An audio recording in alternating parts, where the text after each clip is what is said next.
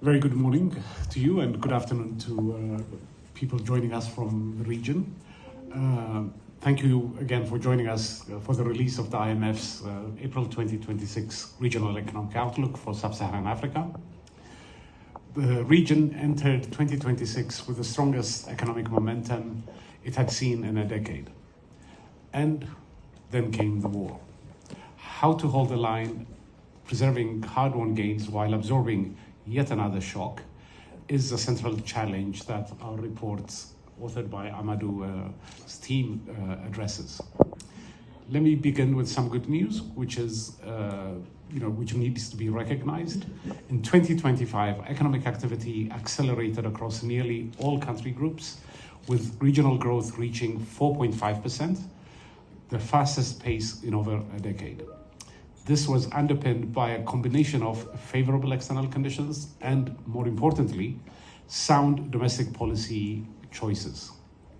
Countries such as Ethiopia and Nigeria have reaped the benefits of macroeconomic reforms, exchange rate realignments, subsidy reductions, and strengthened monetary policy frameworks. The results were also tangible in improved fiscal positions, declining inflation, and sovereign rating upgrades in several economies. Inflation has fell to a median of 3.4% at the end of 2025, down from 4.8% the year before. Fiscal deficits narrowed, public debt declined, and current account balances improved. In short, 2025 was a year of hard-won stabilization gains, and policymakers across the region deserve credit for achieving them. But as we enter 2026, these gains are under pressure. The war in the Middle East is a major new external shock. Oil, gas, and fertilizer prices have surged, shipping costs have risen, trade with Gulf partners has been disrupted, tourism and remittances are being squeezed, financial conditions have tightened, particularly for fuel importing countries. We have accordingly revised our growth forecast down to 4.3% in 2026, some 0.3 percentage points below our pre-war projection, and are expecting median inflation to rise to around 5% by the end of the year. The impact of the shock is highly uneven.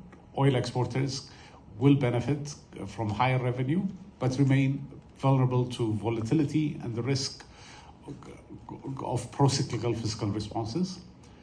Oil importers, particularly non-resource rich and fragile states, face deteriorating trade balances, rising living costs, and limited buffers. The human consequences are almost certain to be severe. Also important to note, this latest shock comes on the heels of the dislocation caused by the sharp and unprecedented decline in official development assistance, which is compounding all these pressures. We dedicate a full chapter to this, titled Aid Cuts in Sub-Saharan Africa. This time is different, and we mean it. Past aid shocks were largely cyclical, donor cuts, cut back and then return. What we are seeing now appears much more structural. It is falling hardest on the region's most vulnerable countries, fragile states, and low-income economies that depend on aid not as a supplement, but as a critical source of budget financing for healthcare and food assistance in many cases. Against this backdrop, policy priorities to be considered include: in the near term, countries must keep inflation expectations anchored and do what they can to protect the most vulnerable through targeted, time-bound support. Fiscal strategies must balance credibility with flexibility. Oil exporters should treat windfall revenues as temporary and rebuild buffers, and oil importers must try and protect priority social and development spending while mobilizing domestic revenue, and there is real room to do so. Over the medium term, of course, it's accelerating structural reforms that is essential to unlock private sector-led growth. And our second analytical chapter lays out concrete reform options, such as improving governance, strengthening business environment, and deepening domestic financial markets. In a shifting geopolitical landscape, Regional integration, particularly through the African Continental Free Trade Area, can boost resilience and open new opportunities. Productivity growth is the long-term prize.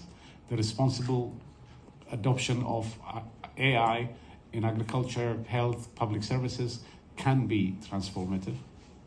But realizing that potential also requires upfront investment in reliable electricity supply, digital infrastructure, and skills.